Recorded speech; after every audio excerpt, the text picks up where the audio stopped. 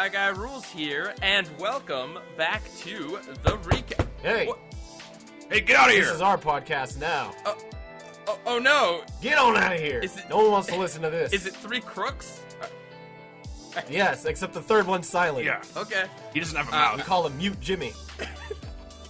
It sounds like three crooks are trying to steal the podcast. Yes, we are. Darn right. Rootin' tootin'. And tell him, Kuro, what we're going to change this podcast to. Yeah, welcome to the Rust Bucket Rodeo Show, where we talk about And we still have rust. we still have the alliteration of the R. You can go to our website and watch live feed of a bucket rusting right now. See progressive pictures. We're gonna speed it up at the end of the year. Top quality content. It's gonna be great. We also launch missiles. Yeah. All right. Well, I think those crooks might just be MonstersReview What's up? and Kuro the Artist, Hey guys. and we are I tricked you. we are here for the very last Ben 10 recast. Woo! Has there been 10 of them, do you think? Probably not. Probably. Well, You think so? if we've done Have one there been about 10 every aliens? Well, if there's not, we can maybe squeeze in the Nexus one and say it counts too. Sure, there we go. Yep, if you didn't hear from last week's podcast, if you skipped it for whatever reason, the recast is going to be ending in the next 4 to 5 weeks. We will give more updates when we know exactly the last few episodes, but we're still not sure right now. We're just trying to squeeze in as much as we can. And we do have a little bit of updates and elaborations on that Monsters will get to in the corrections section. But before that, Mr. Kuro the Artist, how are you, friend? We haven't had you on in a while. I'm doing great, thanks for asking. I'm working on a very big video project right now that's illustrating the whole chronological continuity of Ben 10. That's pretty fun, keeping me very busy. So at one point in the chronological continuity, do three crooks steal the rust bucket? Is that... Oh, that's an infinite time debacle that happens constantly at every point in time. So well, they're always doing it. The rust bucket's a pretty valuable vehicle, apparently. So, you know, if only they knew at the time. But yeah, no. How's the project being received? Very well. A lot better than I could have hoped for. I was a little skeptical about it because it was just something I really wanted to do, and people really like it, which is good. I always like when people do something that I'm just doing to try to get out there to feed my creative bug. So, yeah, I'm excited to keep putting out the more parts. Right now, there's 2 parts out that you guys can check out. That's great, Good to dude. hear. Thank you. It is always fun to shows that do a lot of time travel shenanigans and flashbacks and stuff. It's always fun to kind of try to piece them back in a coherent order. Yeah, no, this was a mess to put together at first. But now I'm just drawing it. The script is done, so this is the fun part. Well, I'd imagine from the first series, there's from the first series, there's probably not too much shenanigans. That's probably in correct-ish order. It's only when Paradox comes in an alien force, and then in Omniverse when they start telling stories from just past Ben, probably the things get really you're when you watch the whole thing, you're gonna be surprised all the stuff you're gonna be seeing. Okay, it's gonna be fun. Cool. Monsters, how are you? Doing good. Things are getting pretty busy, but I'm trying to stay in the holiday spirit. It's kind of tough to go anywhere now and not hear Christmas music, but it's special. Now you're at least allowed to listen to Christmas music. I know that it's controversial around the Thanksgiving time and beforehand. People smack the speaker out of your hand. Oh yeah.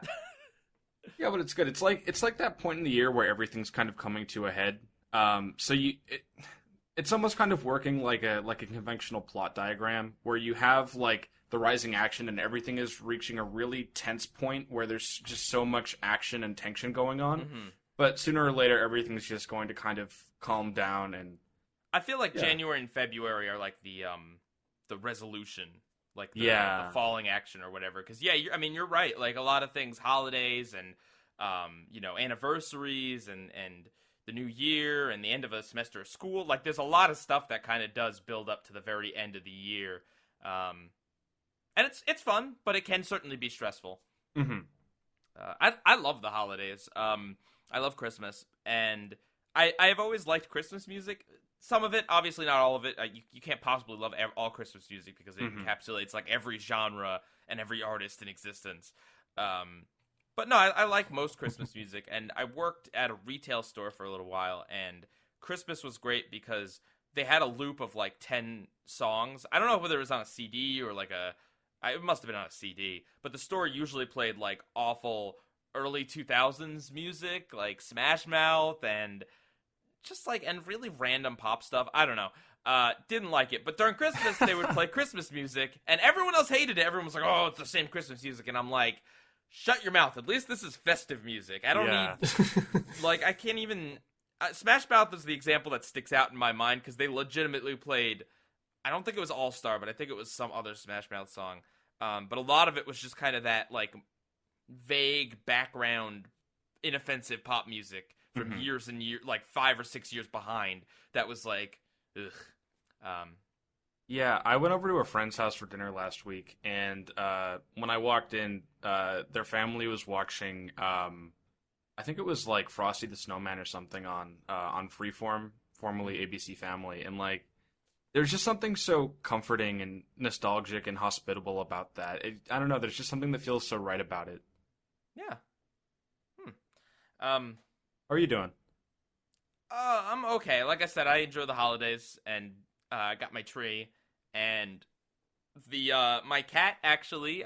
This is my first year with Nano for Christmas, and wasn't sure how she was gonna do with the tree because I always go real. I always get a real tree, not a full size one because I live in an apartment, but like I wasn't sure how she'd react, and I went out and I left the tree there, and when I came back, her head had a bunch of sap on it. Oh, she was luckily I was able to kind of get it out without having to like put her in a bath or something. But she's not like climbing the Christmas tree, but she's not afraid of it either. So she's doing good. I got most of it out. But yeah, no, so that's been good. I got into a minor car accident last week, so that was just dealing with the fallout and financial ruin of that. Woo. Just kidding, not financial ruin, but just those sucks. Always stink. Because like when you leave your house that day, you don't expect anything like that to happen. But when it does happen, it just kind of sits in. You're just like, Me and my girlfriend were on our way to get the Christmas tree. Oh no! I was about like 3 minutes from my home, leaving to get the Christmas tree, and just out of absolute nowhere on the same side of the road that I was driving, a deer just jumped out of the woods. Oh boy! Oh jeez! I'm not trying to. You always hear about that, but like that's such a surreal thing. You killed Rudolph. Shush! I'm not trying to be morbid. Yeah, there's a certain horrible irony that it was like a reindeer on the way to get the Christmas tree. But no one was hurt. Fortunately, my car only didn't suffer too much damage. The grill was just completely smashed. It's not totaled though. No, hopefully not. I'm still waiting on a call. But no. It's still technically drivable. But the deer did get up and jump away. I hope it's all right. Nothing really I could do. But at least it did get up. If it didn't get up, then that's definite dead. So, but yeah, no, it was. If you've never hit an animal in the road, it's a horrible thing. It never happened to me before, and it just kind of shook me up. Oh man. But not trying to be morbid. It was a thing that happened, and it was yeah. It's part of why my week's not going the best. Yeah. Well, it's funny because I drive places where there's like lots of wooded area, and there's some wooded area near me, but I see animals all the time when I'm far away from home, and I'm always like, oh, make sure I stop and do this and that. But at home, it's like when it just jumps out from the woods. There was just no time to do anything, unfortunately. But that's life, Life is filled with road bumps, and you just gotta. Yes. So, no, not like running over the deer, you jerk. On the way to Thanksgiving dinner, my brother was driving, and there was a squirrel that was crossing the street, and I looked over at him, like assuming that he saw it, but he didn't. So he just kind of like kept driving, and I was like, "You just hit a squirrel," and he was just like, "No, I didn't." And I said, yes, you did. And then he looked in his rearview mirror, and the squirrel was just laying there. Oh. And I was like, oh, my God. Like, I saw it from a mile away. I assumed that he saw it, too, but I guess he wasn't paying attention. Those things are just kind of unavoidable sometimes, and it's really sad to see. Yeah. Dead animals. Welcome to the podcast. How do we transition back from that? Monsters. Yeah. Let's in lieu of corrections, I guess, let's kind of maybe elaborate on the few concerns or a few things that people were saying about the podcast ending. Yeah. Well, what do you got? First of all, I just wanted to, and I guess this is on behalf of Pieguy too, thank you all for the very kind and heartwarming comments and feedback that you guys gave us in response to the announcement. There was a lot of really cool examples of how you guys talked about how the podcast has affected you, what you do while you're listening to the podcast, some of your favorite memories, and those are always really, what's the word I'm looking for? I guess touching? I mean, yeah, they're always really touching, and they always make me feel warm inside when I see them. Yeah, when you make a piece of content, you never really know how people are consuming them, especially something like a podcast, because it's, for a lot of people, it could be that's their ritual on Thursday morning on their commute. They listen to it on the way in. It could be they listen to it at work. It could be, they stay up late at night to listen to it as it comes out. And especially for something that comes out kind of on a regular basis, it becomes a part of your lives as much as it's become a part of our lives. Yeah. And, the response has been really, really kind. I don't want you guys to be sad, but I completely understand, and it's healthy, and it's fine to talk about how it makes you feel. Like, it's hard not to feel guilty as a creator, but 100%. we got to do what's best for everyone, and we just got to keep telling ourselves that it's better than letting the podcast fall into a state of disarray, where the episodes just get worse and worse, and we're always late, and we're just not putting out good content. It's still better to just end it right. Yeah. So yeah, thank you guys for that. And then people had questions about the Discord. Mm-hmm. Yeah, people were wondering what's going to happen to the Discord. We talked about it briefly, but I guess just to elaborate, the Recast Discord server will be deleted, not directly after the But podcast not immediately. ends. Yeah, more like a few months afterwards. So the plan is we are going to give you very ample heads up. We are going to give you heads up along every step of the way on the announcements section of the server. It will be up for a few months after if you want to keep talking about the podcast itself or anything related to it, or just media. I'm sure some of you have made friends on there, and that's really great. We love the community. Yeah. The reason why we are going to shut it is just because we don't have the time to really moderate it, and I don't want someone like finding out about the server from somewhere and then joining it later down the road and then just trolling or something. It would look bad for us. Yeah, it still happens you. too. I believe it happened in the past week.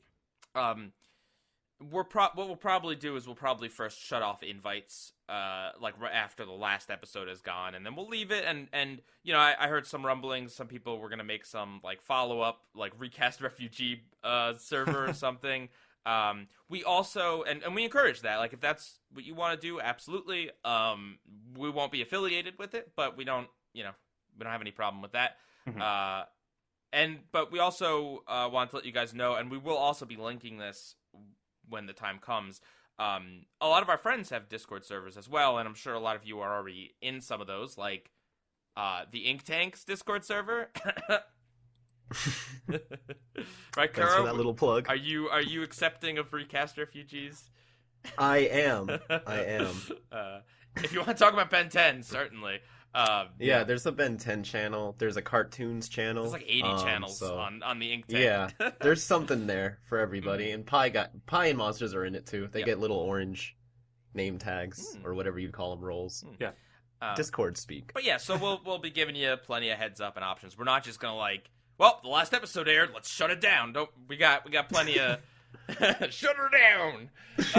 Back it up. He just deletes the entire channel. You're gonna send a missile to shut down the Yeah. new Discord The Recast is highway. going to become one of those stores that turns into like a Spirit of Halloween and has all that yellow tape around it that's just like closing everything must go. Mm-hmm. Well, maybe we'll convert it into something just like really embarrassing to get people to leave on their own instead of shutting it down. We'll be the K-pop club. Yeah. Okay. Anyway, I didn't really give a recap of what we're doing today, but coming up next is the news. We haven't talked about that in a while, and then of course we are talking about Ben 10. The episode's Ben 4 Good Buddy, which I guess if you're not on the Discord or didn't see it on Twitter, I guess you didn't know we were talking about those, and our intro just, I don't know what that meant to you. Possibly nothing. But yeah, we're talking about I think it's better if they don't know. Yeah. the episode's Ben 4 Good Buddy from the original Ben 10, which is the one where 3 crooks steal the rust bucket. And we are talking about from one of the latest, actually, only aired a few months ago, from the Ben 10 reboot, Buggy Out, in which Kevin steals the rust bucket. Yep. One crook steals the rust bucket. Okay, so that's coming up a little bit later, but you guys ready for some news? Yeah. Sure. All right. So, first off, and this is huge, Christina Miller is stepping down as president of Cartoon Network. That's big news. We are like truly in the next era of like children's programming, not just because of all the streaming stuff, but because at this point in the past like year, now we've had both of those channels transitioning, and even I don't know who's the president of Disney Channel or the Disney Television Corporation, but like Mickey Mouse. Yeah, there we go. No, but even there's been a lot of changes over there recently, and a lot of new projects, and there's a lot of new projects from Cartoon Network, a lot of live action projects from Nickelodeon. So it's very much just like a new frontier.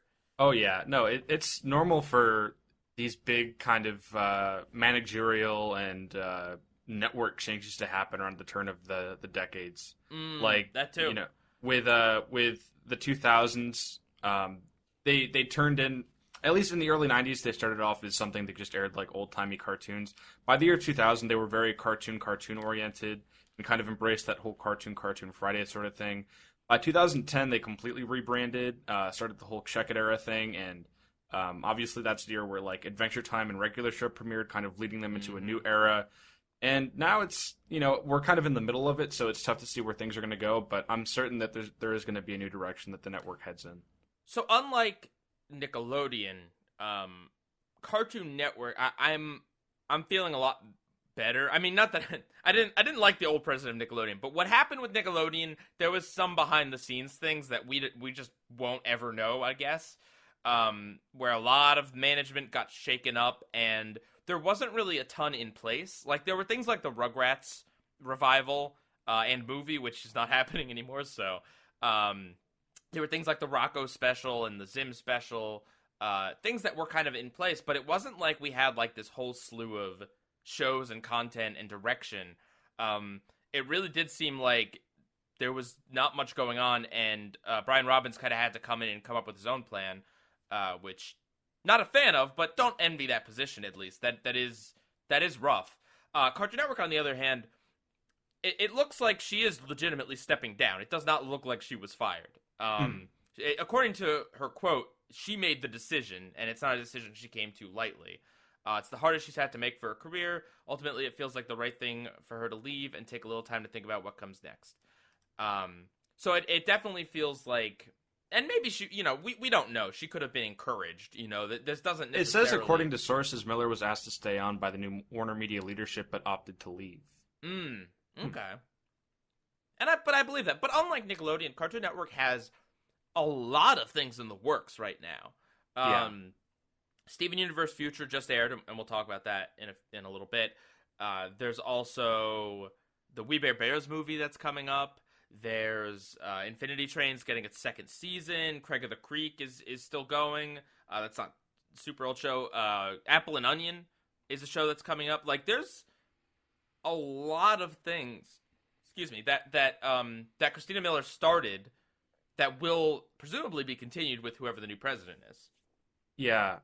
Immediately when I heard this news, I started thinking about the fact that this was like, I don't remember if this was like a month ago or a few weeks ago, but HBO Max had this big presentation and they talked about how they're reviving some element of Adventure Time, and a lot of the shows that we thought were upcoming for Cartoon Network are now being branded as HBO originals, like Infinity Train and Tug and Seek, or Tig and Seek, whatever that show was called. So what may happen is, obviously, we know from just years of gradual decline that cable TV is kind of going down the plumber, and the streaming wars are happening. That's such a big thing that's going on right now. Maybe Cartoon Network, in a similar way to how Nickelodeon is producing content for Netflix, may become more of a production house and content curator and less of a distribution platform of their own. Possibly. Yeah, I mean, it is interesting. I mean, there's always a place for reruns. But yeah, no, it's, Christina Miller has made a lot of controversial decisions over the years. She was CN Real person, was she not? No, that's Stuart Snyder. Oh, okay, she was the one that came after Snyder. No, right. Snyder was from 2007 when Jim Samples was resigned until 2014, and then Christina Miller picked up in 2014. Okay, so Miller hasn't done anything really bad. It's been 5 years. Yeah, Snyder obviously had a lot of controversy attached to him. And I actually, back in 2014, I remember I made a video talking about Christina Miller becoming the president. It feels like it wasn't that long ago, but it's been 5 years. Yeah. There has been some change. I feel like it's less been radical change, like what happened when Snyder was president, more just kind of subtle moves here and there. Well, I suppose Teen Titans Go era is her responsibility. Yeah, it was going on before then. It premiered in 2013. But... Well. Yeah, but when was like that time where they marathoned it for like a whole week straight? Yeah, I mean, that's been the past few years. It might not have been her baby, but she didn't stop that. Right. That's the thing when you talk about presidents, because, oftentimes viewers and the audience like to place singular blame upon the president because ultimately they are at the top to some extent. But also, even though they have likely they have the power to say yes or no to very important things, a lot of the things aren't their brainchild per se. And if something's working and it's not their brainchild but the person who came before it, just because they're the president, there's always a bigger media company that owns Cartoon Network that can step in and say, "Oh no, you're not ending the marathons of Teen Titans Go. That's profitable for X, Y, and Z reasons." I'm not trying to paint Christina Miller as, a victim in the Teen Titans Go shenanigans, but you do bring up a good point in that although we do like to blame and put a lot of responsibility on the president because they are the face of the network as well. They are not all powerful, and not every decision is a decision that they made. There are also contracts, that exist from before them that they legally can't do anything about.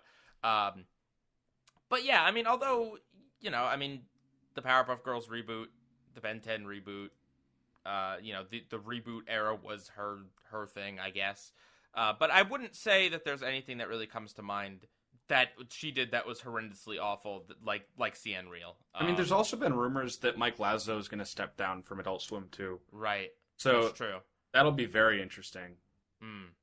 But yeah, no, I wish her the best. And I'm cautiously optimistic for whatever comes next, because I do feel like they have enough shows in place right now that are good, solid shows that no matter what changes happen, as long as they don't completely just, come in and clean house, Cartoon Network is still headed in a pretty good direction.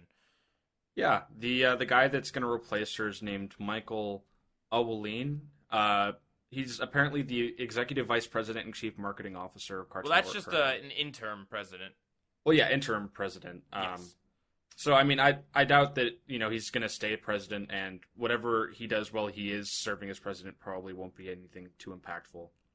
Mm-hmm. Now we elect Pieguy as president. Yeah. But yeah, no, the one thing that I hope this means desperately, I really want the Check It era to be over, and I want some fresh branding for Cartoon Network. Yeah, the CMYK has gotten a little tiring on the eyes. I'm so sick. Now, granted, they just opened up the hotel that has all of that CMYK all over the place. CMYK being cyan, magenta, yellow, and the K stands for black. It's the 4 colors that they use primarily in their promo Branding. material. And although they have changed it and updated it, and they have done new promos, it's not the same exact ones. They've been doing the same color scheme and the same style for basically a decade now. Yeah. It's time for a change. It really is. Like, this isn't just me being like, I don't like this or whatever. Like, any branding that's gone on for 10 years, it's more than enough. Yeah, I mean, I also feel me being like a nostalgia guy, comparative to other branding that they've had in the past, I feel like the CMYK stuff is a little bit too simplistic to my liking. Well, it's easy to make graphics. I think that's it's very the whole minimalistic, and it's good for motion graphics. That's what they've done a lot of stuff with. Right, because you can't, when you have like the city bumpers that they had a long time ago, that requires animation for the most part. But some of those bumpers were literally just like, here's a section of the 3D modeled city and the camera movement around it, and that's easy enough to produce once you have the model. Assets, yeah. Right. But a lot of it was like, let's create original animations, and you gotta get the voice actors in, and you gotta do like this and that, and that's tougher than doing what they're doing now, which is just, I mean, it takes time and it takes more money, but I don't know how concerned they are with promotional material. I know that, thousands of people still watch city compilations, and the effort shows, so I don't know. I agree with you, but I'm just saying it makes sense why they've moved to a cheaper form. I mean, it's why the nudes were a thing too, because nudes were 3D models that once without the exact same them. model with different skins. Right. Basically, all they had to do was create skins. They didn't talk in the characters' voices, so it was easy to mold them how you wanted.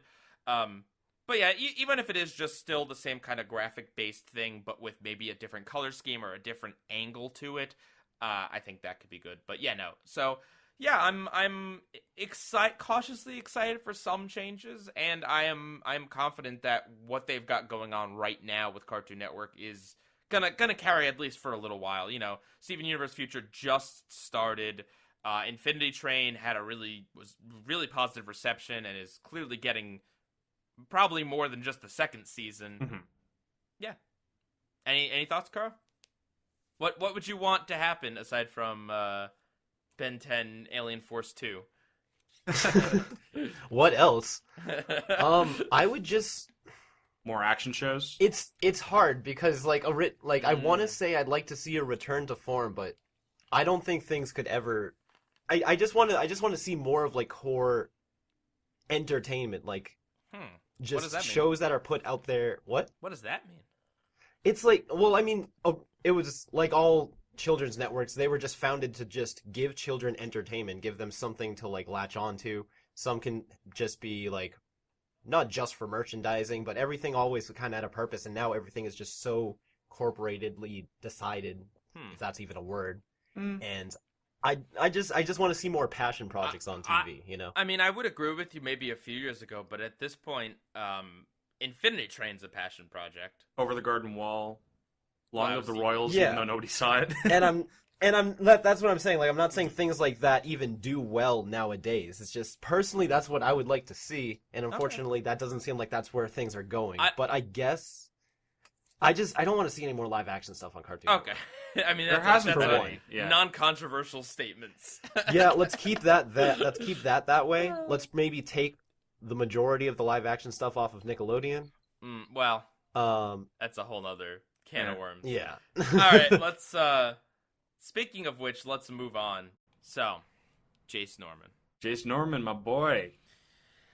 His last appearance as Kid Danger in the hit children's sitcom Nickelodeon Henry Danger is having its final episodes coming in January of 2020, and they have like a this teaser that's just the dumbest thing. The Henry Danger official Twitter says the end is near. Final episodes coming January 2020. It's got 1,110 likes, and it's got this like just like overly dramatic mask falling into rubble. What do you think is going to be more of a pop culture event, right? The Crisis Infinite Earth thing that's happening over at the CW, or this? I was just going to say, I can't wait for Henry Danger to appear in Crisis on Infinite Earths. Yeah, I don't know. I haven't seen anything from Henry Danger since like the second or third season. But from what I know, it's not the kind of show that this sort of teaser will represent anything faithfully. Isn't it sitcom style too? Like, yeah. with like the it's a 3-camera sitcom. with like the laugh track. Yeah, it's a and Dan everything. Schneider show. That's what the show is. It's just got a superhero backdrop. They hardly. This is just straight up false advertising then. Yeah, they hardly. Well, do you remember they did the Thundermans crossover and they did it like it was in the style of Civil War. Like they had a poster where it was emulating Marvel's Civil War. Oh. Yeah, I don't know. I mean, Yeah. Is Henry Danger now the longest running Dan Schneider Nickelodeon sitcom? you're probably right. I mean, definitely in years. It's been like 2013 to 2020. Drake and Josh was like 4 years. iCarly was like 6 years. iCarly might be close, but iCarly would be the next one down. That was 2007 to 2013, I think. But iCarly also did like didn't have a lot of traditional seasons. Like in the last 2-ish seasons, it was like a bunch of specials. And Yeah. so like episode count, Henry Danger is probably going to be the highest one. Is the animated series still going on? No, that was one season. Oh. And it died, thankfully. Yeah. As far as I know, anyway. But it's. I mean, look, I dunk on Henry Danger, but in reality, it is this generation's iCarly. Like, it went on for a long time. There's clearly something to it. And although it might be kind of bottom of the barrel, 4-camera sitcom schlock that I can't stand, it did resonate with a lot of people. So, Yeah, think about how many times Jace Norman won the Kids' Choice Award. Oh, yeah. Jace Norman wins the Kids' Choice Awards in my heart every year. So, but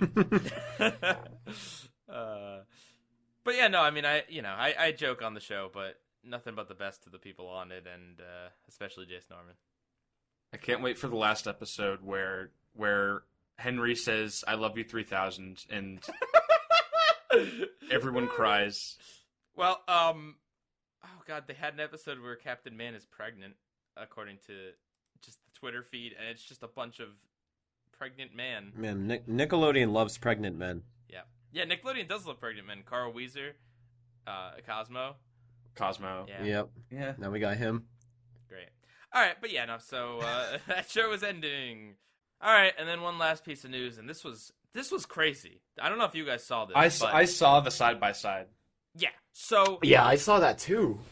So Sony had some sort of presentation. Sony's game division had some sort of presentation, and they wanted to show their winter lineup of PlayStation 4 games.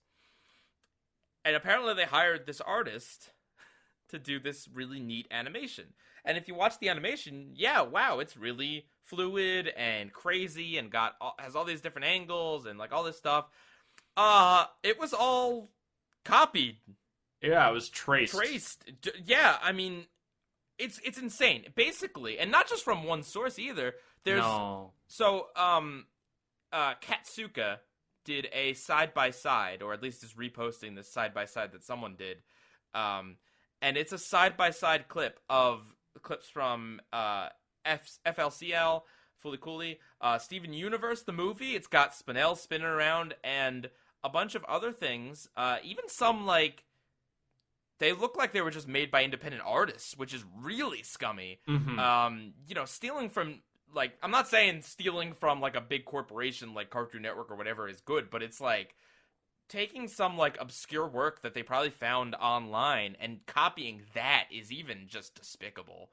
That guy, like, I think he's deleted himself off the internet. Which, as he should. Yeah, this is horrible. Because the thing is, we talked about, like, Nickelodeon's mess-ups using fan art, like, a few times. But, like, that's something that could be an honest mistake or could be a mistake by some, like, intern somewhere or whatever. This is a Kuro, correct me if I'm wrong, but animation, any kind of animation, it's not something you just put together in a few seconds. It takes maybe a little bit of planning and time. And you get paid quite a bit for it if you're working, if you're doing it right.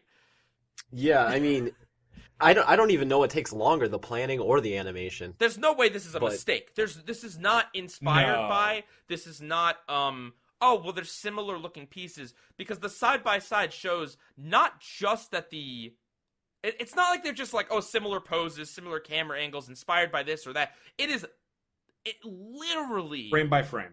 Yeah! Yep. The camera movement and the character movements in some sections are exactly spot on. Like, especially the Spinel one at the beginning. Like, that is exactly it. Yeah. Inexcusable. I'm watching it right now. You can pause at any point in time and the frames will always be exactly the same. Yeah. It's... How did this guy also think he would get away with it?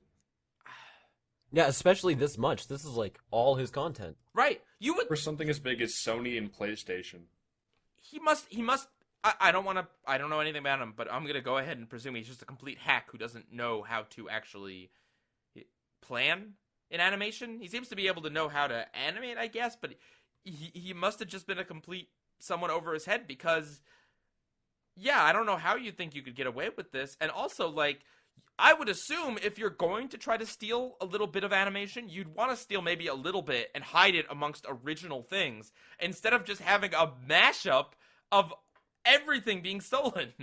Oh yeah, no, like, most people know this, but there's an animated film from the 80s called Akira, and there's this one shot where, like, the bite kind of, like, goes away from the camera, and it's, like, kind of like a horizontal shot. Mm-hmm. And there's been many pieces of media that have paid homage to it, like Adventure Time, and, like, Star Wars, the Clone Wars Gundam series. But that's just, like, a quick, like, 3-second shot. And it's mixed together with everything else being entirely original.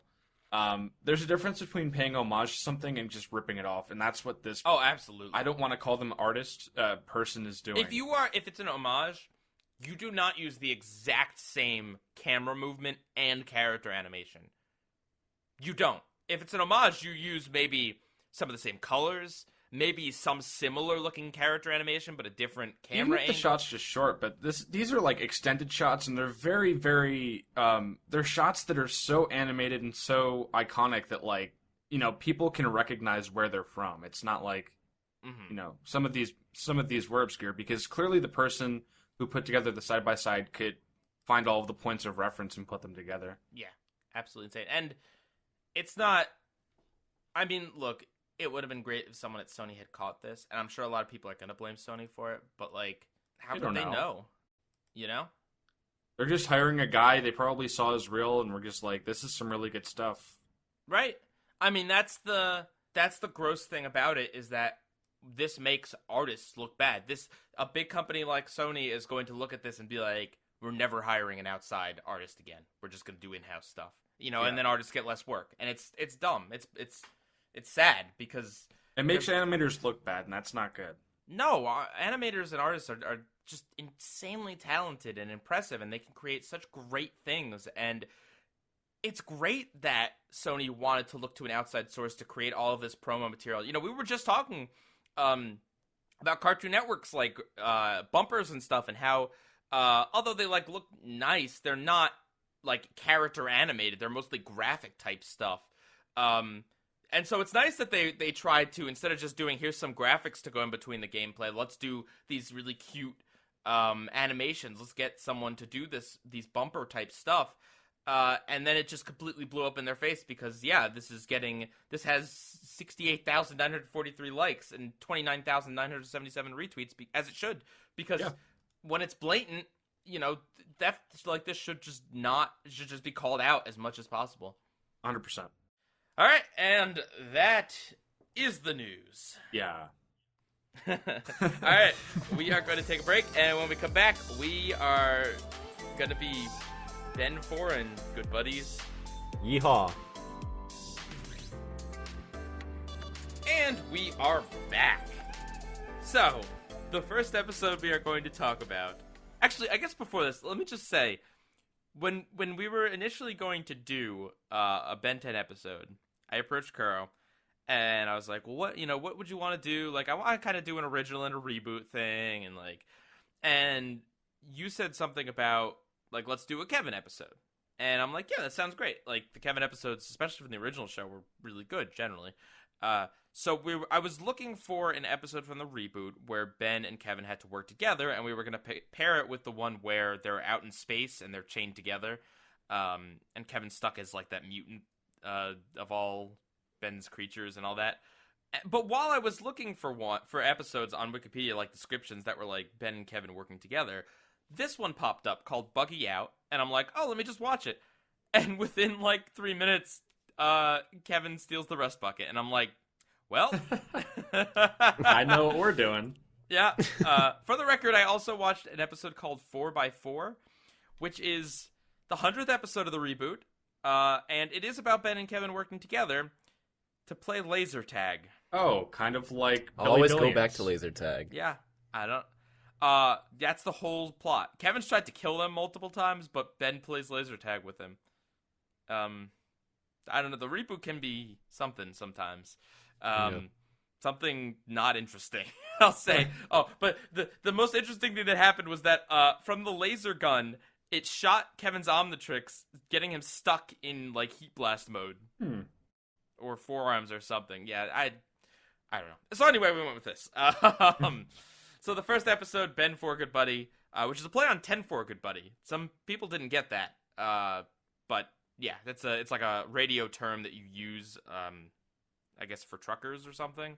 Yeah, I think it's like a formal greeting. Among... Or it might be like a copy that type thing, like an I gotcha. Like if I'm like, oh, you got a bogey on your 6, you could be like, 10-4, good buddy. Yeah, 10-4 means okay. Yeah. Well, I find that to be 10-4. So anyway, so in this episode, 3 cooks steal the rust bucket. Should I give more than that, or? That's about right. That's it. No, okay, so this is an episode about these like highway trucker thief hillbilly people. Bandits, yeah. John DiMaggio's. I'm pretty sure that was him, right? As the head guy? Yeah, I think so. Yeah. That like they just like I guess they just hijack vehicles and they find out that the rust bucket is really cool, and so they steal that. At some point they're trying to like blow up a new highway or something with a missile, but that part is really like glossed over. But in general, it's just kind of Max, Gwen, and Ben trying to get back the rust bucket. Yeah, and then there's also another guy who has a decked out RV, but not in the same way as the rust bucket. Yeah, it's actually nice. It has a plasma TV. Oh yeah, with 500 satellite channels. Hang on, guys. He lists off. You ready for this? Yeah, I wrote it down too. His fancy RV has Wi-Fi. Okay, that's reasonable. That's cool. Makes sense. Internet. How? But that's just why isn't. Nah, it's wired. He's got Ethernet. Okay, good. Because when you say you got Wi-Fi, my next question is, does your RV have an Ethernet connection I can plug into? And then he's also got email.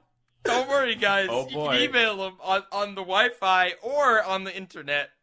And he also has radio, because that's not something that's in every car in existence. like he lists off, like it's fancy that his car has a Wi-Fi and a plasma screen and all this, but he also has radio, and it's like, hey, dude, does it have windshield wipers too? I thought it was the funniest when he mentioned email specifically. My RV, it's got email. Can you imagine, like, there's like a little like kiosk that's specifically for the purpose of sending out emails? Like, this was definitely written by someone who didn't really understand what the internet was. I mean, this is definitely what, written in, like 2007, 2008? Yeah. Oh, goodness. Okay, so if it isn't obvious already, this is a goofy episode. Like, it's kind of silly, even by Ben 10 standards. Fillery? Well, I mean, I guess. I mean, it's not important to anything, but a lot of Ben 10 episodes are like that. So, I think, I don't know, but what I like about it is that even though it's kind of goofy and has some weird logical things, at the same time, it kind of like, the characters take the situation pretty seriously, so it doesn't feel to me like this is dumb. I mean, it feels like this is like a wacky cartoon situation instead of just, this is dumb. Like, for instance, okay, so, well, first of all, this does the always funny gag of Ben trying to transform into something, but it's Ripjaws. Yep. Dun dun dun. Everyone's favorite thing. I'm pretty sure he suffocates usually pretty fast, but this time he was just fine for a little while. He just had to get to water at a certain point. But yeah, basically, so he turns into Ripjaws and he like fights off one of the trucker people, and then we don't know where Ben went, and then the guy with the fancy RV is like, over here is a monster in my RV, and then they go in, and of course it's just Ben transformed back, and then Max is like, oh, it must be the heat messing with you, which is like, okay, but like, does this guy not questioning why there's a 10-year-old in his bathtub? Or like, you know what I mean? Like, okay, that makes sense. He didn't really see a monster. It was an illusion, or like, it's a high-stress situation. But then he's got no follow-up questions for like, hey, why is your grandson in my bathtub, and how did he do this? Like, there's these robbers trying to take my RV, and then this other family has a child that's also just in my RV. Like, I don't know, dude. I find that pretty suspicious, to be honest. Yeah. Also, there's a waitress in this episode. I don't know what's the point of this character? Missing other than teeth like, lady. yeah, like, well, so Exposition. So here's the weird thing. You would think, okay, in like a normal narrative, so when the rust bucket gets stolen, obviously they need some way to like follow it. And what they do is they get the guy's RV, the guy's fancy RV. And you would think that it would be like him letting them borrow it because they helped him out with the truckers when they first appeared. But instead, the waitress lady steals it, but she says she let the guy let her borrow it, which doesn't make any sense. Like, why would this dude let this random waitress borrow his super, like, probably like $20,000? No, probably a lot more than than that. Yeah. Yeah, sorry. Like, Yeah, he's got email. okay, like $100,000 RV, but no, she just stole it. And then like the Tennysons at the end of the episode have no issue with this. Like they used a stolen vehicle to get back the rust bucket, and then they wreck this guy's like literally hundreds of thousands of dollars vehicle, and the guy's like, oh no, and they're just over there like, glad we have the rust bucket back. And it's like I know, it happens during battle, but it's like, Ben, like, you don't even try to help him or like compensate him in any way. Using stolen vehicles to get stolen vehicles, am I right? It's like, it actually kind of They're reminds just me another of, road crew. It reminds me of a movie I saw a few years ago that's like an older movie called Bicycle Thieves. mm-hmm. And it's where this guy, like, he's like really low income, kind of struggling to get by, and he becomes a newspaper salesman or something, or like he puts up posters around town. This is a very loose description, by the way. I barely remember it. But basically, he needs his bike to do his job, and his bike gets stolen. And then the entire movie, he's like struggling, and he's trying to get his bike back, and he's just like not doing well. And then at the end, he gets the opportunity to steal a bike, and he does it. So it just kind of, tells that story. So it's loosely related to this episode. Thanks, Mustard. No problem. You gotta steal to justify stealing. Yeah, I don't know that. Well, because okay, the moral of this episode has a moral, believe it or not. It's that like just because what's Ben? Hang on, Ben has an exact line towards the end of the episode. What's new isn't always important. Isn't always improved. No, what's new isn't always improved. Yeah. And like, okay, on a base level, that is a good moral, especially relevant now when like, every 3 months we get like a fancy new phone for like thousands of dollars, and it's like, yeah, you gotta, you can't get every single thing that's new because there's issues that come with new products. That's fair.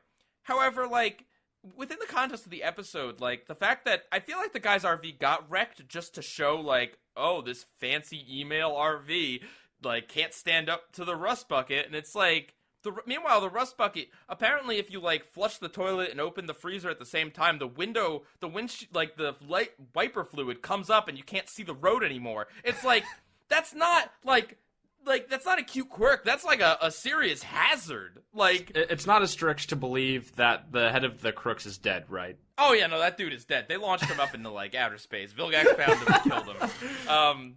By the way to waste that comfortable armchair. Like, you could have just tied him to it, but instead, Grandpa's like, yeet. Gets launched into space.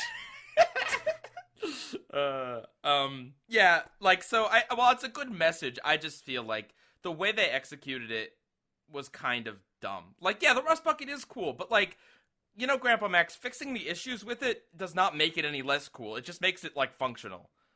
Yeah. And just because the guy had a fancy RV, but he wasn't a jerk about it, and like the dude's just like on vacation or whatever. He's not fighting aliens. He doesn't need it to be combat ready. Like he also said like I'm newly retired and I spent all of my like life savings on this RV so I could go around and explore and socialize. I know, it's like they don't care. Ben's like, here, let me accelerate to fix up the rust bucket, and then meanwhile the guy's just like crying because his life is over. He's got no home. He's got no vehicle. He's stuck at this road, this dump of a diner where all the food is gross, and this lady steals cars and has gross teeth, and that's his life now. He's got to probably just be a dishwasher there forever. Yeah. Guys, not until that new highway comes around. Yeah, you know what else is super bad? New highways. Oh, they're the worst. This is I hate it when highways open up. it's like a new supervillain origin. He comes back a few years And they're going to later. build a Cracker Barrel that takes the diner out of business. Yeah. Yeah, there's, like I said, there's some weird, like, logical leaps, or things that they just don't, and yeah, so okay, so these guys are like Mad Max style, like, road warrior type people that just, like, hijack vehicles and, like, I guess they're road pirates, I guess. Yeah. Fine, fair enough. You know, hey, RVs are expensive. If you steal one of those and sell it, you'll make a ton of money, right? That's so it's a weird business, but you know, okay, sure. But at a certain point, they're like, we want the rust bucket because we're gonna modify it to shoot missiles at the opening ceremony, and they don't even really say why they don't like the highway. Yeah, Ben 10 already has a bunch of crazy stuff going on, but it was really hard for me to suspend my belief in this episode. So, like... I mean, they could have just used the missile launcher itself. That's true. Yeah. I mean, I love that. They steal the rust bucket, like the most overpowered, souped-up vehicle in all of fiction, and yet they attach, like, lasers to it. Like, I mean, I guess it at least makes sense that there's a missile silo in the middle of nowhere, but, like, yeah, there's just so many weird things. Like, where was Ben when the rust bucket got stolen in the first place? Like, he just kind of, like, disappeared. He was probably in the bathroom after all that food. And then Grandpa Max was on that little thing beneath the rust bucket, and when he pops up, there's that girl, and she literally almost kills him with a metal wrench. Yeah, dude, kids, don't smack people with wrenches in the head because that will 100% kill them. Yeah. It's also very elaborate for three people to steal an RV that's souped up and then use it to get a government missile. Yeah, off the train. Yeah. But it's, you know, listen, what I will say about the episode is that it does fit with, like, you know, they've been traveling around all summer. It's a road trip. And, of course, like highways like that, dusty highways are like a part of the road trip experience. And the rust bucket is essentially like a character on the show.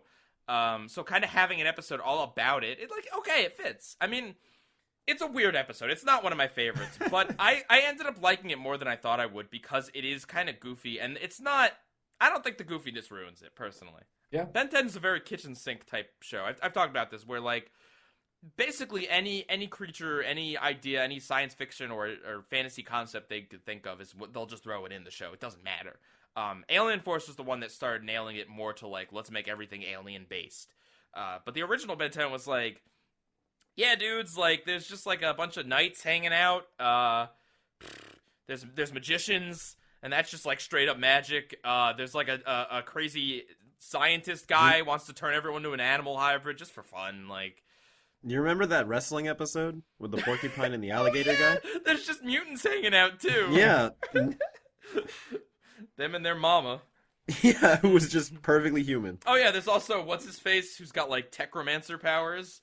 Oh, Cooper? Yeah, good old Cooper. Yeah.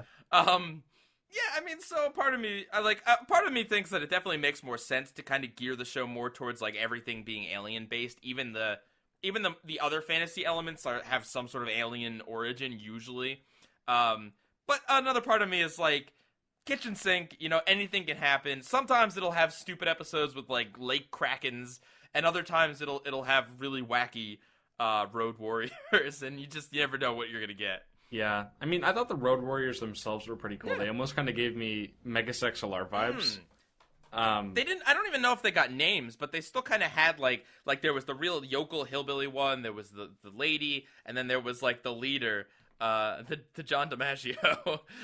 They did, but when they only said their names like a couple of times, and when the old lady said their names, she didn't say their names are. She just started saying their names, and they don't sound like names. Their names were like Turbine, Road Rage, and God, something. I don't know. She just turned to them. She was like, Turbine, Road Rage, whatever. They've been terrorizing the highway for however long. So it sounds like she was just saying what they were doing. Mm-hmm. She's probably Turbine's a girl. She was probably kicked out. That's my origin story for this waitress lady. She was kicked out because she was part of them. How did she steal this RV? And she knows their names?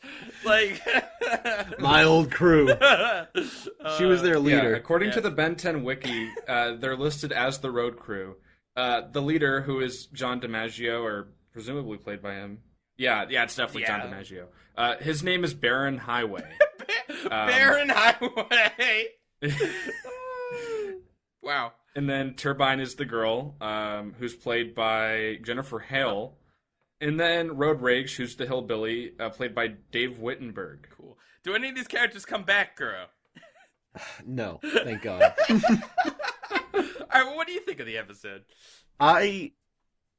Growing up, I really didn't like this episode. Just because of, like, the comparison factor. You know, I didn't really like just the bum around small town villain stuff. It was fine for season 1, but I mean, now they're 4 seasons in. He met his future self already and stuff, so I don't really want to be watching this. Escalation. The fact that this is in the final season, it does feel more like this feels like an right after, maybe early season 2. Like, they reveal that the Rust Bucket is, like, more powerful than you think, and then this is the episode that really, like, showcases it. That would make more sense for an earlier episode, I agree. Yeah, I mean, it's not a bad episode. It's just very bland. Yeah. And kind of forgettable. Some cool action scenes. The CG on the Rust Bucket was definitely not there yet. Wait, you think? I thought it was actually it was good.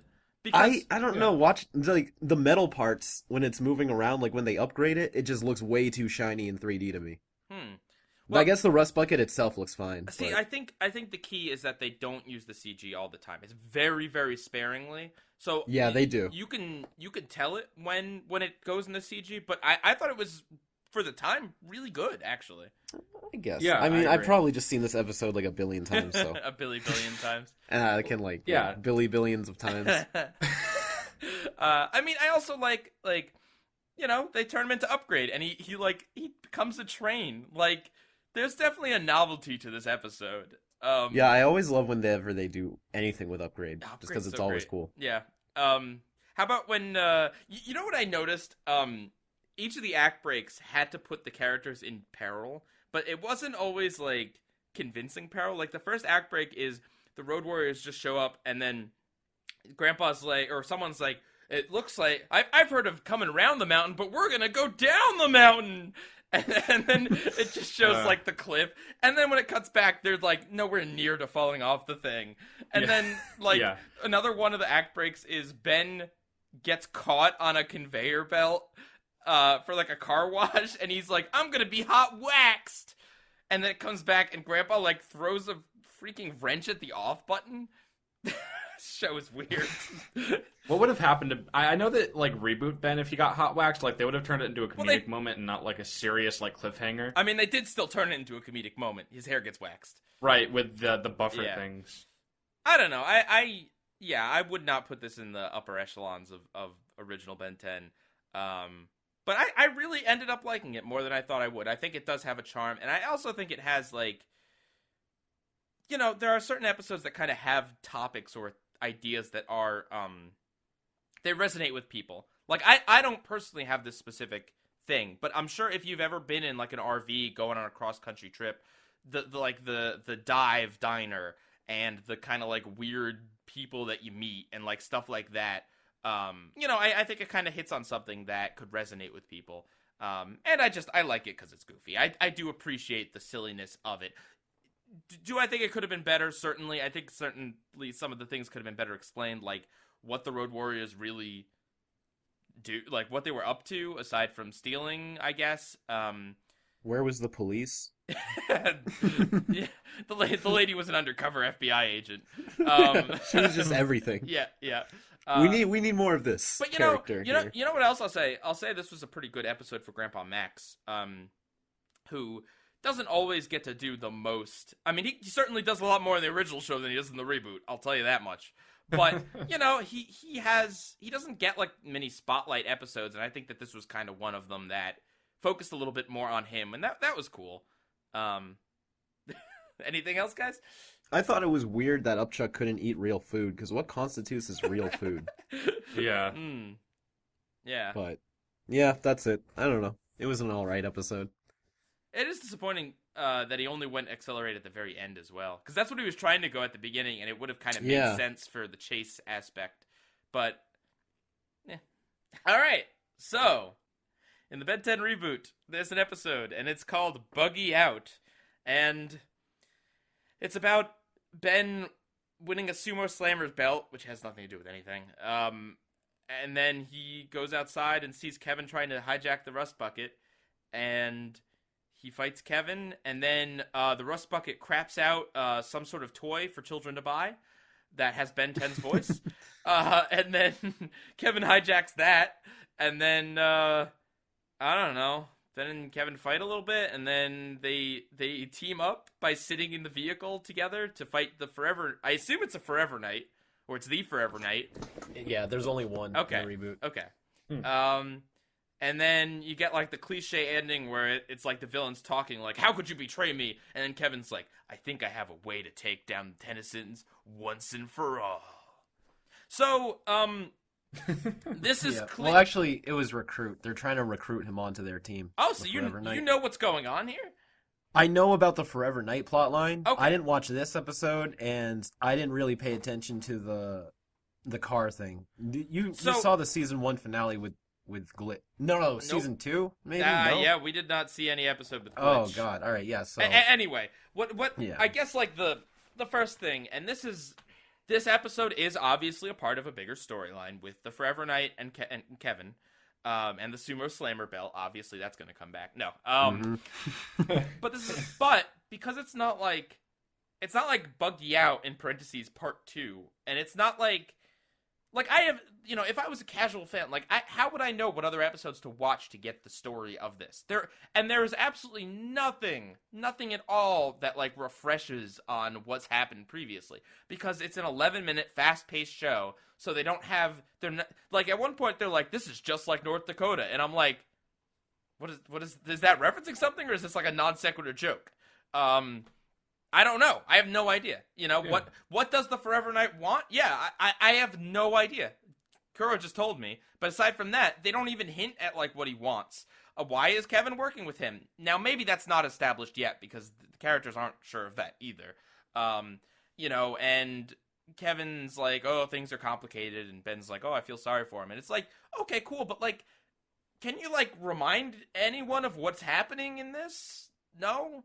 No. I know I'm watching an episode just out of order and completely from a later season or whatever, but it's it's still common courtesy to provide at least even a line, just a singular line, Kevin, I haven't seen you since the Forever Knight recruited you in North Dakota. Or Kevin, the last time I saw you, you were trying to steal this. Why are you trying to steal the rust bucket? You know what I mean? Just a line. I'm not saying we need a flashback, but it's common courtesy, or at least make it a part of an arc where all the episodes around it are the same storyline. But as far as I can tell, that's not true. Yeah, this seems super hard to follow if you don't know what's happening. I couldn't even really follow it either, and yeah, I sort of know what's happening. I know about the car and I know about the knight, but is the car the manifestation of Upgrade that got lost from the watch or something? Yeah, it's actually exactly that. Okay, and now it's a car. Because I read that Upgrade got separated from Ben. I knew that, but I didn't know what happened to it. And yeah, based upon him calling it Glitch, that makes sense. No, it doesn't make any sense. This is just strange because basically Ben and Upgrade fused together and created Glitch, and then something happened with Vilgax and he escaped the watch, but now he's a car. Vilgax is a car? No, the Glitch is a car. Okay. Vilgax is Where is he? He's in the null void, I think. He's in the car. He's in the in the trunk. car too. Yeah. Okay, so, I say it because that's exactly what this thing is. I'm sorry, whatever story reason for why there's a buggy, it's to sell more toys. Oh, absolutely. Yeah, every season they come up with a new thing to sell toys. The second season was the Omni Enhances when they were all blue and electrical. This season's the cars and Kevin's aliens, so they got 2. Right. And next season, you know what? I want you to guess. Next season on the Ben 10 reboot, Ben, at an amusement park, he wins a hat, but he finds out that when he transforms with the hat on, the hat becomes different for each alien. Oh God, you're so close. No. So I don't know how it works. I don't think anyone does yet. But I don't think the writers do either. He finds a key for his Omnitrix called the Omni Kicks, and now his aliens get armor. That's Sorry, I was drinking something. I almost did a spit take. Did they get armor? Why do they need armor? I don't know. Why? Especially Cannonbolt. His whole power is he is armor. He gets armor for, like, heat blast, but, like, he can't shoot at fire anymore because he's just all covered. It's just like a metal shell that cooks him alive. Who was voicing Glitch or whatever the It's car was Ben. in? It's Tara Strong. That's what I thought. It's just the Ben voice, but, like, a little tinny. It's terrible. Yeah. Why? I must defend the Tennysons. I don't know. It has you have faint DNA sharing, must obey you, but I cannot kill Ben. Fusion. Yeah, he turns into the car. Yeah, so all the cars. So now they have special weapons. They have armor. They have cars. Can I just They wait? got Kevin versions. Can I just say, well, okay, of all those concepts, Kevin versions makes a lot more sense. I like the idea of giving Kevin a watch. I think that's a little more fun than having him be able to copy Ben's powers than in the original. And it's different, so cool. And I like the fact that his aliens look a little different from Ben's, and he nicknames them something slightly different. That is cool. The car, however, I mean, look, I get it. You gotta sell toys. I get it, but can you at least make it like fitting with the show, like in some way? You just give Ben more aliens, like More. Yeah, do you know about the 10 alien limit the reboot has? Yes, yeah, they have to kick out other aliens to make room for Wrath. I'm also disliking that. Yeah, that's because right now he's got Forearms, Wrath, and Humongosaur. Of course, he has 10. Humongosaur. Of course. Yeah. So 3 whole slots are taken just by super strength. Well, and they got rid of Stinkfly, Wildvine, and Gray Matter for that. You got rid of Gray Matter? Yeah. I mean, look. Yep. So Wrath is in this episode. I don't think he's particularly full of personality, which is disappointing because he's just kind of a strong guy with like Wolverine claw thing. Basically. Yeah. But yeah, okay. So this episode is dumb. Like, I'm sorry. Look, Ben for Good Buddy is silly. I think it's ridiculous, but at least I find a charm in it. Buggy Out, from the very start, it's just full of dumb. So Ben wants to win a sumo slammer belt. Okay. And so he enters into a bumper car competition, and he's like, how do you win a bumper car competition anyway? And it's like, Ben, that's a good question. Ben's answer to this question is to turn into an alien and attack children.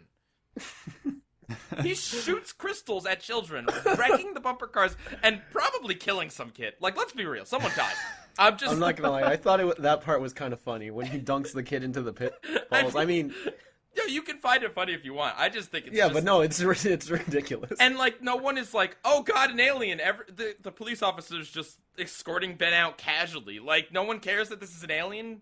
And Ben just attacked a bunch of people, and instead it's, I'm gonna casually escort you out instead of get the FBI on the phone. There's an alien, or the CIA, I guess. So that's weird. Yeah. And then Ben's whole thing with the belt, it just has nothing, and I mean nothing, to do with anything else in the episode. It's not thematically. It's like I feel like in the original show, Ben would have won the belt, and then Grandpa would have been like, "Now Ben, you didn't win that fairly," and then there would be something in the rest of the episode about like fairness would come up in the climax or something. you know? I mean, I thought it was kind of hackneyed, but they did at least try to incorporate a message throughout Ben for Good Buddy. Whereas this, it's just, I don't know, kids apparently like laser tag and like arcade games. That's what the writers of this wait a minute, Oh yeah. hang on. Didn't the squid episode, which I didn't watch for the show, but I think I talked about on the show, where everywhere is squid, weren't they at like a boardwalk with a bunch of carnival games? Like, what is with this show? I don't understand. They're at like amusement parks too. Right, there's Don't Laze Me, bro. They're like, is that all this is? Is this just kid? Where's he got all this money, Grandpa Max, to like be affording these expensive trips? In the original show, they were going to like the antiques, the antique town. They went to a farm. They went to visit their Aunt Miriam or whoever. Like, like Grandpa Max was like, no, we're gonna do things. We're gonna like take turns. And in this camping, it's Reboot very Max is like, traditional. let's go to Six Flags. Let's go to in every state. Park. Yeah. So that's okay, and then so Ben's just like going back to the car, and Kevin's just casually like stealing. He's just sitting in the car, just like I guess he's got a key. Like, it doesn't look like he's hotwiring the car. It looks like he's legit just turning a key. Did Grandpa leave the key in the rust bucket? He probably left it unlocked. In fact, that's one thing that upset me about this episode is Grandpa Max didn't even care that the rust bucket was stolen. No. Like in the first, he's like, "Oh, it's my baby. She's got character." And here he's like, "Well, I hope Ben's back quicker this time." Yeah, he's like, "This is just like North Dakota." Ba-dum-bum. I guess Ben went for a joyride, or maybe some other crook stole the rust bucket at that point. I don't know. The show doesn't make it clear. So then, you know, Ben, what does he do? He turns into something and fights Kevin, and then he pins him down, and then Kevin's like, psych! And then he gets away with the rust bucket, and Ben catches up to him. Well, also, let's not glance over the fact that this sumo belt that was likely made out of very cheap plastic from an arcade was able to save Ben from a very powerful laser blast. Oh, yeah. It was powerful. It was powerful enough to take him aback, and like the physics of it was strong enough to push him backwards, but it wasn't strong enough to penetrate that sumo belt. Sorry, my mistake in saying that the belt was not important. It clearly saved Ben's life right there. Yeah. Mm-hmm. So Ben catches up to him, and like they fight a little bit, and then like Ben kicks him out of the RV, and then the RV it's so confusing when they have like the same alien. Like, it's what happens? Ben like opens up the butthole of the RV, and the buggy comes. Listen, what else would you call it? It's like the trunk. Well, I mean, no, it's not even really the trunk. It's Yeah, not. you're right. It's like the slot. The giant floppy disk hole. It's the butt slot. And the buggy is just like, how can I help you, Ben? And then Ben's like, oh yeah, we have a buggy. It's like Ben forgot about it too. It's like, and he's like, please let me serve you, master. And then Ben uses it, and then Ben gets the RV back, and Kevin's like, ooh, a buggy. And then the thing's like, you're not Ben, but you have similar DNA. Is that hinting that he's related to Ben, or is it about the watch? Like, I think it was just the watch, Mhm. because they just wanted Kevin to have a car, which I bet they're selling that car oh right now. god, that's probably true. Yep. So there's more shenanigans, and then there's like the Forever Knight has a drone, like that just Yeah. can randomly catch up to Kevin wherever he is and be like, "This Flies through the window. This wasn't no part of problems. the plan." I mean, I will say, okay, I like the fact that the Forever Knight is like more like a Tony Stark with like cool gadgets in his armor. That makes more sense than just like a medieval knight cult. And that's cooler. So I'll give it that. I'll give Forever Knight points for that. I like the Forever Knight version better in this. And Kevin himself wasn't really half bad. Like, he didn't do anything that made me dislike Kevin. He seemed like an alright character. But yeah, so then Kevin's like, oh, let's attack the Forever Knight, who just jetpacks in.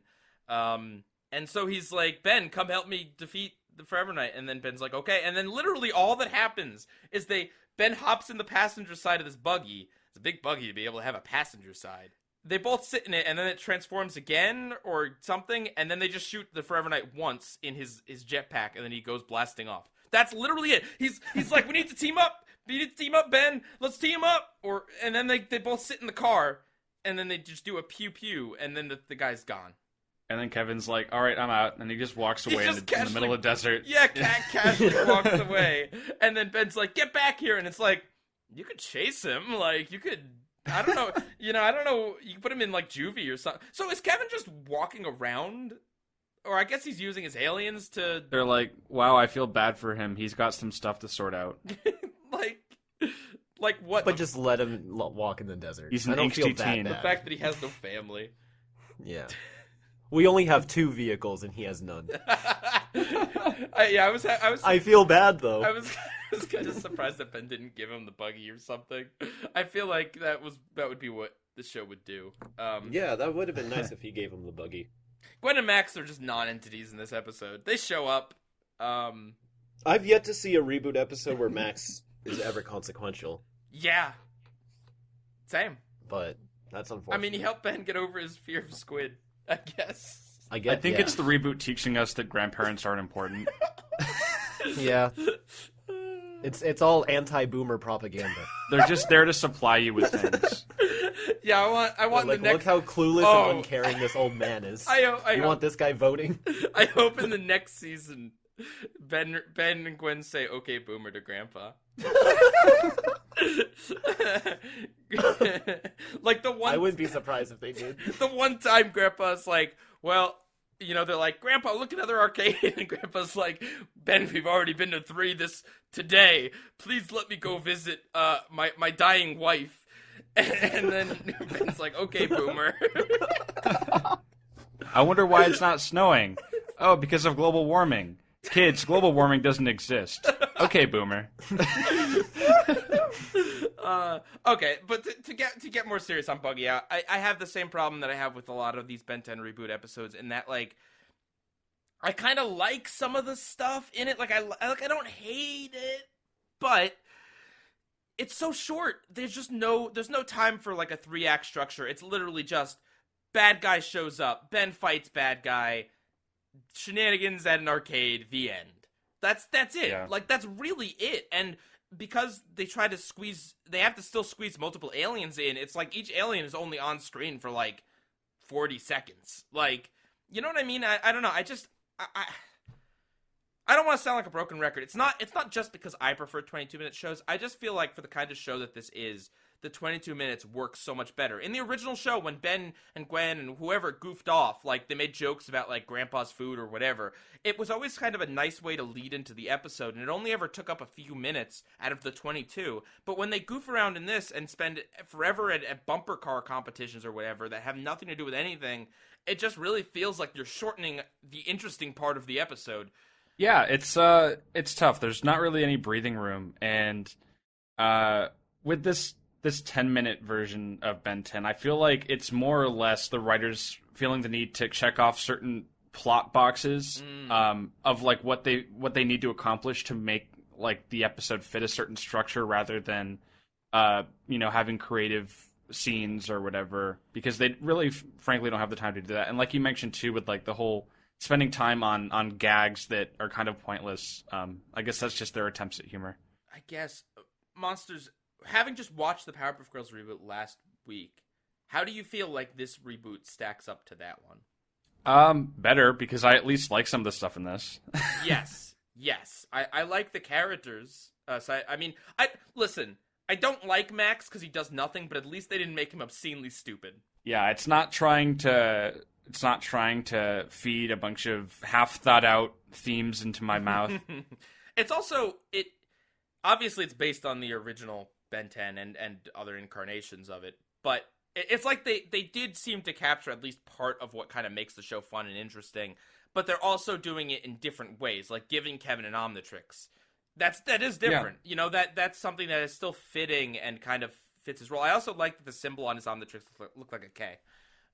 Very subtle, but kind of cool. Yeah, no, I'm in the... Yeah, I agree. I mean, I do think this is a better reboot. I just wish they had made it a little longer, honestly. Or if they had maybe just... I don't know, maybe sticking to making it more comedic-based and not trying to do storylines was the better option. Because when you try to kind of squeeze both of them in this format with these writers, it just didn't seem to gel correctly. Now, granted, we did see a 22-minute episode once with Shock Rock, and that one also seem to not be like correctly paced out. So maybe it's just the writing. I'm not sure. Yeah, that Yuri Lowenthal. Well, Mr. the Artist, how do you feel about this? Like the story or the episode in general, or what? Or the reboot, either one. I feel like the reboot was created with an agenda that now they've like skewed from. Like I feel like it was supposed to just be like the original series, except more modern And gag and based. that's why I see And more gag based, yeah. And now it's like they're trying to do their own thing, but they're still like stuck with what they were set up with, and now it just seems confusing. And also like they have more agendas now. It's all the toys. Like everything is so toy driven. Like the cars are popping up and everything, and I just Yeah. I agree. Like if they did have 22 minutes, they could have more story to balance out the agenda. Mm-hmm. That would be nice. Because like this episode I did enjoy. Like it was funny to me, and I would have liked if they did more with it, but it's so quick and so fast, and there's just really nothing there to come back to once you watch it. Yeah, how is this different from any other Kevin 11 episode? That's the real question.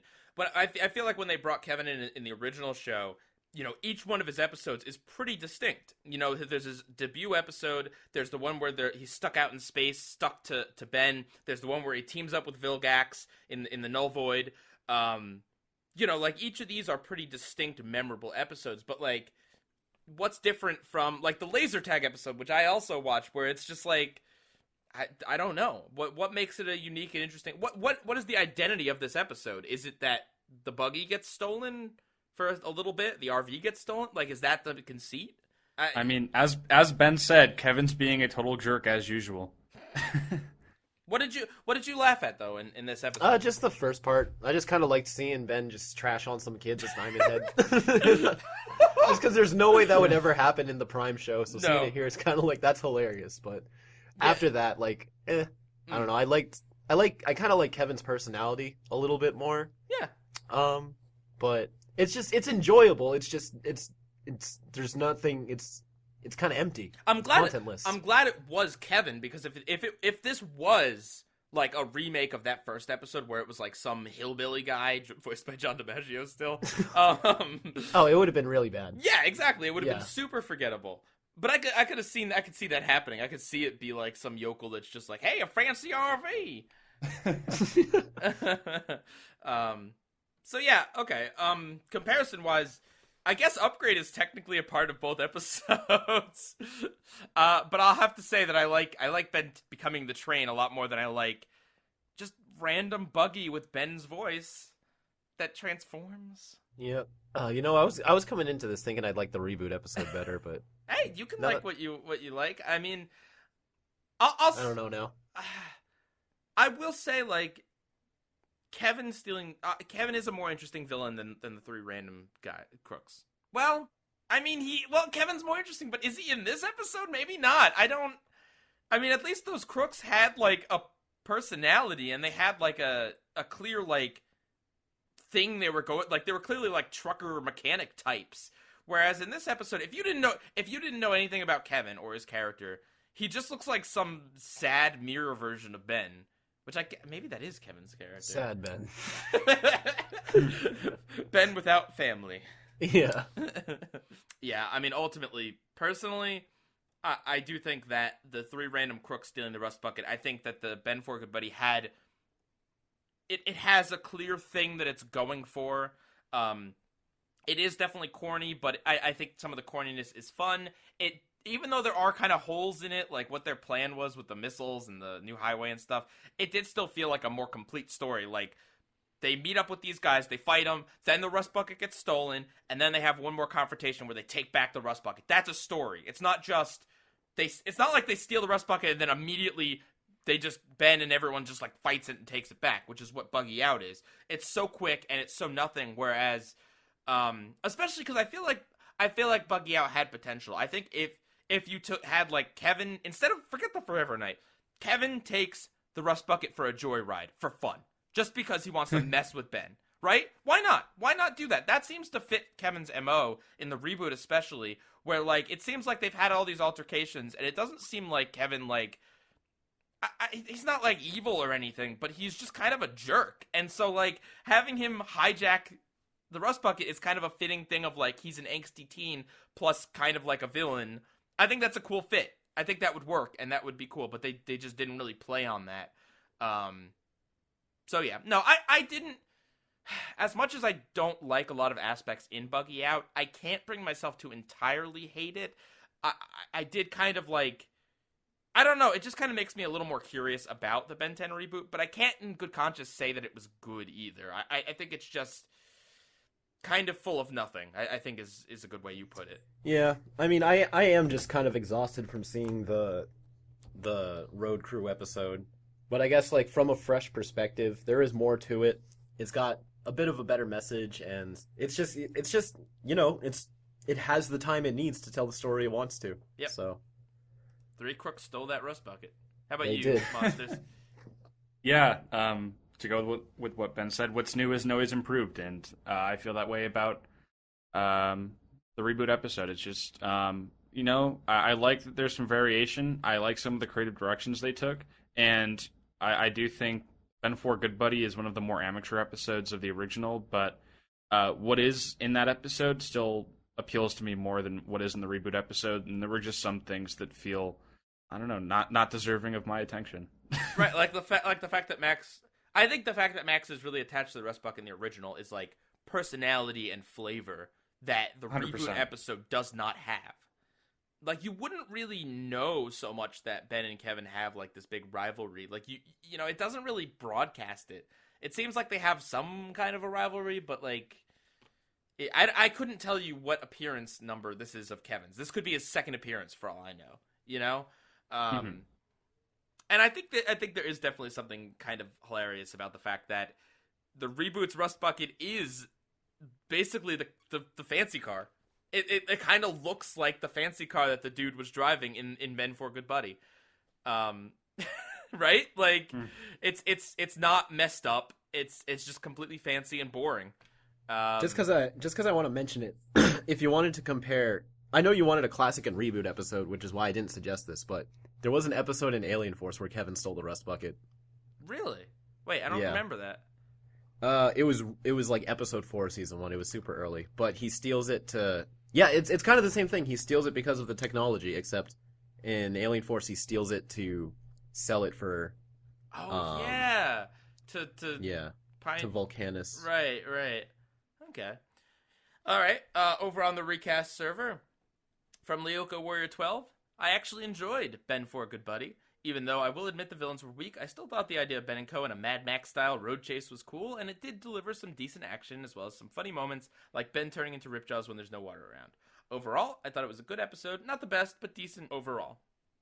That's fair. And TuneJ723 says, I actually liked the Reboot episode more than the Ben 10 Classic episode. I just felt more invested in what was going on between Ben, Kevin, and Forever Knight than the 3 randos who never showed up before and will never show up again. That's fair. That's fair. And yeah, That I is mean, fair. I will say maybe understanding a little more about what's actually going on with Kevin and the Forever Knight would help. I mean, it certainly wouldn't hurt, but I just don't think that it would save the episode, in my opinion. I agree. But I am curious enough about the Reboot that maybe someday I will sit down and watch a bunch of episodes. All right, Monsters, I believe you have some trivia. I do have some trivia. So, there's 5 prompts. I'm just going to read off an episode description, and I need you guys to supply me with which iteration of Ben 10 it's from. Okay. I'm going to have Pi go first and then Kuro. May be some... What's that? Kuro and then Pi? Would that be better? No. No. Pi go first. but you should also make Kuro have to say the name of the episode like we did with Shadow last week. All right, that's fair. So, Yeah. Kuro... so Monsters is going to say the prompt. I'm going to take a guess. All I have to do is say the show that it's from of the 5? 5? Yes. Reboot counts? It's a show. Reboot does count. So there could be anything in here. I'm not going to say that all iterations are within these prompts, but there is a variety. Okay. So all I got to do is say the show. Kuro, you got to say the show and the name of the episode to Gotcha. get the point. When you're ready, Monsters. All right. So starting with the first prompt, Kevin decides to settle old scores with an escaped con. That is from Alien Force. Okay. Oh, crap. Hang on. Don't tell me if it's right or wrong. All right. No, not you. I'm talking to Monsters. He said Okay. sounded like he was going to ruin it. No. I was just saying, okay. Okay. Okay. Sounds like a lot of Kevin Say it stories. again. Yeah, I was gonna say, like, this happens every series. Kevin decides to settle old scores with an escaped con. Is this Omniverse Automotives? That is incorrect. What The is episode it? is called Vendetta, and it's from Alien Force. Okay. Yeah. So Pie gets the point. Who's he trying to get revenge on? It's the guy who killed his dad, Ragnarok. Someone killed his dad. Oh yeah, that's right. Yeah. Yeah. Yeah, obviously. There's death in Ben 10? Yeah, What? what? No. Ultimate Alien has a crazy amount of death in it, honestly. You're just making me you're just trying to tempt me to watch that show. Anyway, I got one. Girls got Yep. zilch. Zilch. Up to the second prompt. Ben, Gwen, and Grandpa Max pay a visit to Azimuth. However, so does someone else. Well, considering Max is there, I'm gonna go ahead and assume that it's from the original show. Okay. You gotta be kidding me. I wasn't Because- messing around. This is a lot harder than They pay a visit to Azimuth, but so does someone else. Okay, is this Omniverse, Trouble Helix? No, wait, hang on. Okay, yes, I'm gonna go with that. What was the episode that you... Trouble Helix? Okay. That's correct. Yes! It is Trouble Helix from Omniverse. Wow, good job, Kuro.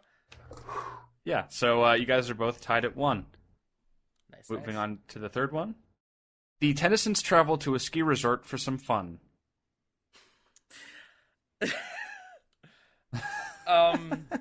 Wait, what? But that's not okay. All right, I'm gonna give my These thought are so process. vague. That's not the original show because the only time they do anything with snow is that god awful Christmas episode, and that was not a ski resort. I don't think that was like a Christmas village. So honestly, this sounds like the reboot actually, because if it's the Tennysons, I don't know. You wouldn't call them the Tennysons in Alien Force or Ultimate Aliens because it's Ben, Gwen, and Kevin. Unless Kevin married Gwen and I didn't know about it. It could be Omniverse too. I don't know. I'm gonna say the reboot. Okay. Yeah, I'm pretty sure it's the reboot. I don't know the episode title, but I think the Weatherheads are in it. Oh, that's right, those guys. All right. Well, the episode's called Heat of the Moment, and it's from the reboot. It was the heat Of the moment. Yeah. So Pie gets the point on that one. He's up 2-1. Yeah. Originally, the description read the Tennyson team, or Team Tennyson, but I changed it to the Tennysons just to be a little bit more tricky. That made it easier, to be honest. Because I could see you calling Team Tennyson Ben, Gwen, and Kevin. But the Tennysons is definitely like Max, Gwen, and Ben. Yeah. All right. Moving on to the fourth prompt. What's the score? You have 2. Kuro has 1. I gotta win these next two. All right. Bring it. Albedo resurfaces, and he's making money off of Ben's fame. Okay, well, Albedo is not in the original show. I know, Kuro likes Albedo a lot, so I'm sure he knows what show this is for a fact. I'm pretty sure he's not in the reboot. And in Alien Force, I don't think he returns enough. I think he's in only like 1 or 2 episodes. So this has got to be Ultimate Alien. All right. Not Omniverse? It could be Omniverse, and it kind of sounds maybe like an Omniverse plot, but I'm gonna go with Ultimate Alien because he's famous in Ultimate Alien, right? Yeah, that's like a thing. All right. Yeah, it's Ultimate Alien. Yeah! This is Double or Nothing. Yeah, that's correct. I was trying to swap you up. That was a good try. Yeah, that was good. All right, so Pie is up 3, and Kuro has 2. Moving on to the last one. Pie would have to get this wrong, and Kuro would have to get this point to tie. Ben, Gwen, and Max pay a visit to a peaceful coastal town where everyone is squid. Everywhere is squid. Everyone is squid. It's morphing now. Yeah. Everywhere is squid. How did I butcher that? Everywhere is squid. Well, that is the reboot. Are you sure? I'm 100% positive, but I'll tell you what. I'm trying to think of the name of the episode too, to just be fair, because I have seen this episode. I will say it's a pun. I'm certain it is a pun. I'm not sure. Kuro. All right. Is it the Cloctopus? Yes. All right, I'll say that we tied, Kuro. Yeah, we tied. I will allow you that because I have seen that one for sure. But yeah, no, and your Ben 10 trivia knowledge is insane. So I think you're a real winner no matter what. Thank you. Oh. You did good though. Thank you. You almost beat me. And thank you, Monsters, for putting this together. Yeah, of course. All right, well, thank you for being here, Kuro. This is your last Thanks, solo Kuro. episode. Well, thanks for having me on. I'm gonna miss these little talks of ours, but maybe people will be looking forward to something in the future, possibly. We'll have to see. Yeah.